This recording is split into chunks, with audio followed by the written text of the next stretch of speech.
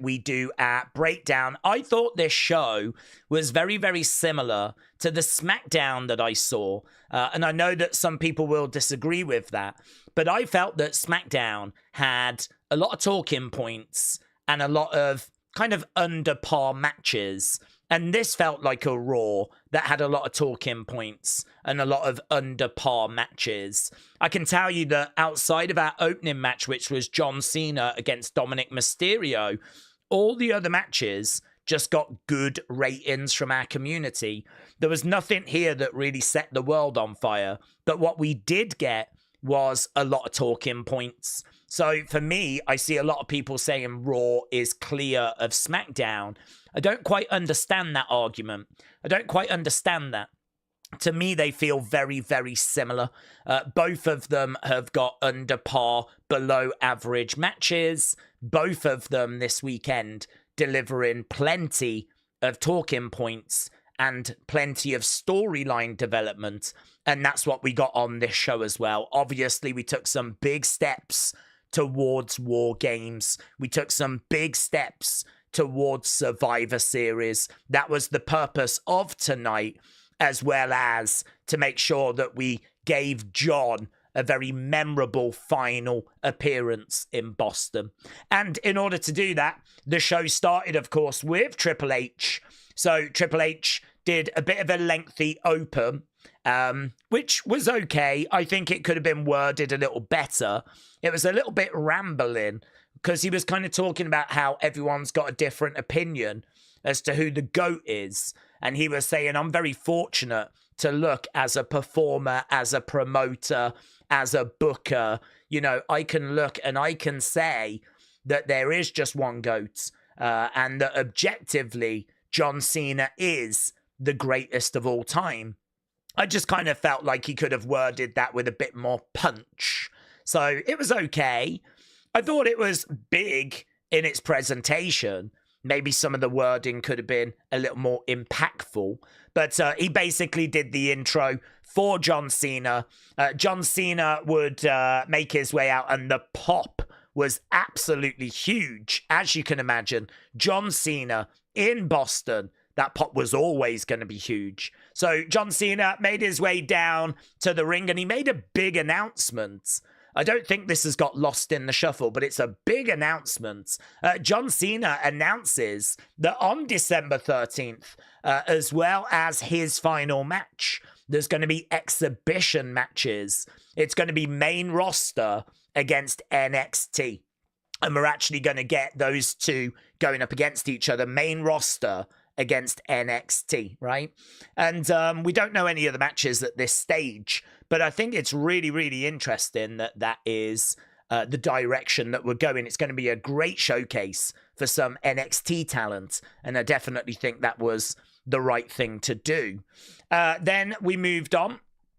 We actually had WWF getting censored, which was very interesting. Don't know quite why they couldn't allow WWF to be said. I know that there's a whole legal thing with the World Wildlife Fund, but John was talking in retrospect about old WWE, and so he just mentioned WWE. I thought that was a bit petty, but, you know, perhaps they do have to just cover their backs, right? But anyway, as John was talking, of course, Dominik Mysterio would interrupt and make his way down. So Dominik would come down. He has been getting cheered, but not tonight, says SlamX. He would get in there and he was like, I'm not interested in whatever this old man is saying. Like, I am a double champion. This is all about me. Last week was an injustice, and he was going off. And of course, interrupting John, that was only going to lead to one thing. We got to see a little bit more of Dominik's neck tattoo, which has had a bit more added to it. So Dominik's neck tattoo getting a little bit more adventurous as the weeks go by. But John Cena said, tonight you won't have a chance. I am invincible. It was obviously very clear as to where this was going. We were heading towards a match between John and Dominik, which is crazy because that is not what I was expecting when I woke up this morning. I was not expecting John Cena against Dominik Mysterio. I even put a poll out on X saying, do you think it'll be Braun? Do you think it'll be Bronson? Do you think it'll be Penta?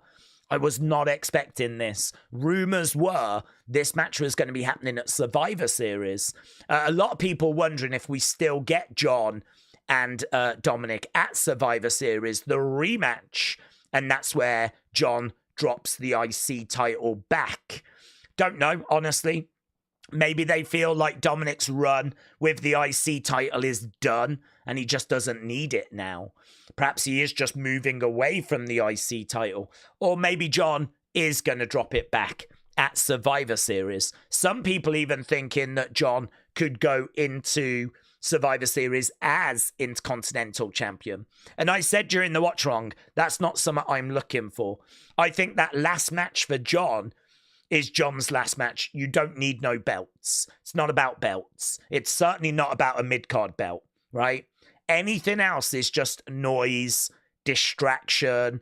We don't need the IC belt. If the last match is Gunther against John Cena, we do not need the IC belt involved. Gunther does not need the IC belt, right? He's had it. He's done it. The next stop for him is the WWE Championship. So for me, it really doesn't make any sense, John, going into that last match as IC champion. So I'm down for John losing it next week at Madison Square Garden, or more likely losing it at Survivor Series. But anyway, of course, the match was made, and so we would be going over to Cena, Dominik at the start of Raw. Look how shredded he is. Absolutely ripped. John Cena in absolutely fantastic shape as we're heading into his final match. So the match would be underway. Of course, we would get this great moment where Dominik would bring the chair in. He would chuck it down in the ring, trying to do a bit of an Eddie moment. John was equal to it, gave a little cheeky wink, which played very, very well on social media. And as we've been talking, John, of course, would get the victory, would win that Intercontinental Championship. And the big question is, what happens now? Is he going to lose it next week in an open challenge? Is he going to drop it back to Dom or someone else at Survivor Series? Or is he going to go into that last match as IC champion? Backstage, we had some celebrating some moments. You can see here John with Rey. Rey Mysterio even tweeting out LOL as well. So John is a 17-time world champion, 5-time United States champion, 4-time tag team champ, and now Intercontinental champion. John Cena is now a Grand Slam champion. So winning tonight achieved that for him. There's the picture of John with Triple H and the old classic point-in picture. We also got another picture as well. That was John with Becky. So here's Becky. She says, Intercontinental Championships, it's a GOAT thing. We are the greatest wrestlers of all time. And it's not just us saying it. Everyone says it. Sports Illustrated say it. Bleacher Report says it. Triple H says it. So that was pretty fun. And as well as that, I've not seen this yet. Here is the side plates being added. So there is the John Cena side plates going on to the Intercontinental Championship. So if you wondered what those side plates were going to look like, there you go. Those are the John Cena side plates. So I know we've spoke a lot about John Cena. Obviously, this show was massively built around John Cena. That took up 45 minutes of the show. The Triple H Open, the John Cena promo, the announcements about exhibition matches at Saturday night's main event. Then we had Dominik interrupt. We did the match, new champion. All of that took 45 minutes. It was a real chunk of this show. And the big question is, what next for John Cena? Who's he going to face next week? Who's he going to face at Survivor Series? Is the plan still Gunther at Saturday night's main event? I think it is. I think we're still going in that direction. But these are all the things that people are thinking about. Next match was Rusev against Damian Priest. Rusev got the win. You lot said it was good 92. Opening match, Cena, Dom, you said was great 82. You really liked that one. Backstage, we had AJ and Dragon Lee. They are up for defending their championships, their tag titles. Dragon Lee came up with a name, which was in Spanish. I think it was the Dragons with Style. But AJ was like, no, I think that needs a bit more work to it. So AJ wasn't really feeling that name suggestion. Backstage, we also had Maxxine. She's ready. She's going to fight for the Intercontinental Championship next week at Madison Square Garden. Becky Lynch would punch her in the face and basically say, see you next week. Then we would go over to the start of our second hour. CM Punk would come down. We would have all these LJN figures. Punk would have Dusty standing over Logan, just having a little bit of fun. Logan would come out, though, make his presence felt. So my eyes have been opened to a whole new vision. So there's Bronson, Braun, Logan, Heyman. Heyman had a great line here, actually. He said CM Punk is the most unlikable person that he has ever met. The only way to be more likable is if your name is AJ Lee.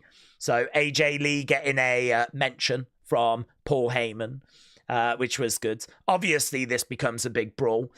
Cody and Jay come to CM Punk's aid. Obviously, we are heading for War Games. So we got Bronson, Braun, Logan on the one side, the other side, Cody, Punk, Jay.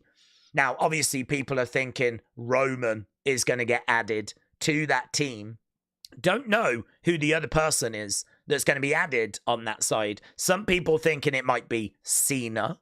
Some people thinking it could be LA Knight. Some people thinking it could be Jimmy Uso. Over on the heel side, I think we're definitely going to get Drew. Drew feels like an addition. And then, of course, the rumor is Brock Lesnar. So that would be their 5. So I think we know the heels, baby faces, still one spot that's up for debate, to be honest. New Cody collection, and it's all kind of War Games themed. So definitely feels like he is going to be on that team. So the brand new collection, I think it's called the Camo collection. So just in time for War Games. Then we went to our next match, Stephanie against Raquel, Women's Championship on the line. Stephanie retained, but Nikki Bella attacked Stephanie after, turning heel, making her intentions very, very clear. So very clear which direction that's looking to be heading in. So that was interesting. I think we saw that it was coming, but still was very, very interesting. Cody Rhodes got a new little video package for WrestleMania. We've seen one for Roman. This week we got one based on Cody. Backstage, of course, CM Punk said he wanted to get hold of Braun, Bronson, Logan. He called for William Regal. William Regal arrived, and we got the classic War Games. So we knew it was going that way. Everyone knew it was going that way, but it has been made official. That was a really fun moment. So we just got to add to the team. So next week we're at Madison Square Garden. I think we're going to see maybe Brock next week. Obviously, next week's John Cena's final appearance on Raw as well. So big, big show next week. Okay, moving forward, we got our next match. This was Shinsuke against Sheamus. Sheamus getting the victory. This was in the John Cena tournament, just like Damian Priest and Rusev earlier. So Rusev advances, Sheamus advances. Both of them going through to the next round. We also found out some of the next matches. So Javon against Gunther. Really surprised Javon doesn't get an easier first round because Gunther's expected to win. So it looks like Javon is out. We did say during our watch along, though, I wonder if Javon is going to look so impressive that actually Cena could go up to Javon next week and he might say, look, I know you're out of the tournament, but I would love for you to be in one of those exhibition matches at Saturday night's main event. I think that would make a lot of sense. Javon is someone you want to showcase. So, surprised he doesn't make it out of round one. Feels like Gunther's winning, but it's going to be an amazing match. And don't forget, next week, we're at Madison Square Garden. And this is interesting. Solo against a mystery person. Who is that mystery person? Who is facing Solo? It feels like another one of those Dolph Ziggler types, Matt Cardona types, Joe Hendry types. We saw that on SmackDown where they had a name and they didn't tell us who it was. They did the exact same thing here. So we got to wait for next Monday to find out who that's going to be. A few people wondering if it could be Roman. Could be Roman. I don't think it's going to be Roman. Could be Roman. I think it's more likely to be Jeff Hardy or, you know, one of those types, a Joe Hendry. So that was a pretty big announcement as well. And then we got to our main event. So our main event was obviously for the women's tag team titles. It was Alexa and Charlotte against the Kabuki Warriors. Lash and Nia get involved. That results in the Kabuki Warriors picking up the victory, becoming the new tag team champs. And then, of course, there was a beatdown after. So down comes Io. We've not seen her for a couple of weeks. Down comes Rhea. We haven't seen her in a little while. She had a mask on because, of course, she busted her nose. I think in Japan, part of that kind of live tour they did. So she came down as well. And again, Rhea with a microphone calling for War Games. So we have got Rhea, Io, Alexa, Charlotte, 4 against Lash, Nia, Asuka, and Kairi. I think we might be looking at Becky going onto one side. Maybe, I don't know who goes onto the babyface sides. But I think Becky could be coming into this. And AJ. I think AJ is the missing name, isn't it? AJ Lee. I think she goes on the babyface side. I'm just trying to remember back to the rumor as to who was listed. I think it was AJ Lee. So AJ Lee should be coming in for Survivor Series. So we got that. And then the only other thing was this graphic right here. So women's tag team champs, Asuka and Kairi. So, as I said, for me, this is very similar to what we saw from SmackDown. It's a show that had plenty of talking points. I think that a lot of the talking points are not the biggest. You know, the teams coming together for Survivor Series. A lot of people saying it's that time of year. You know, kind of, we're just doing it because it's time to do it. And I agree. It's not like the craziest story, but we have to get there. We know that we're only a few weeks away from Survivor Series, so we've got to do this stuff. So fine, we're moving things forwards. We got 2 new champs crowned, new women's tag team champs, and of course John Cena winning the IC title. That's definitely a big talking point.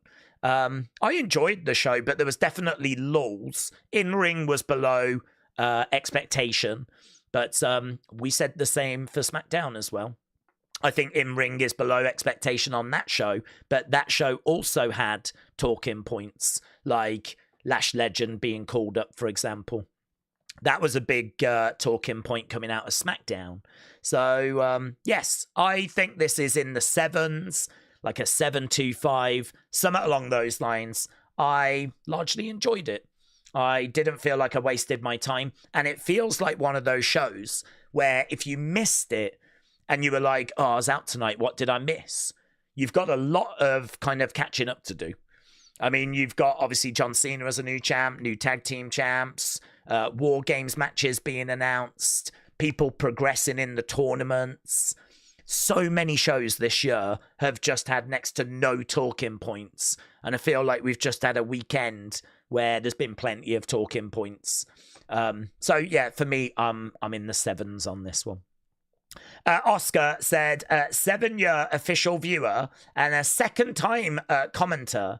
I am buzzed and faded for John's final tour.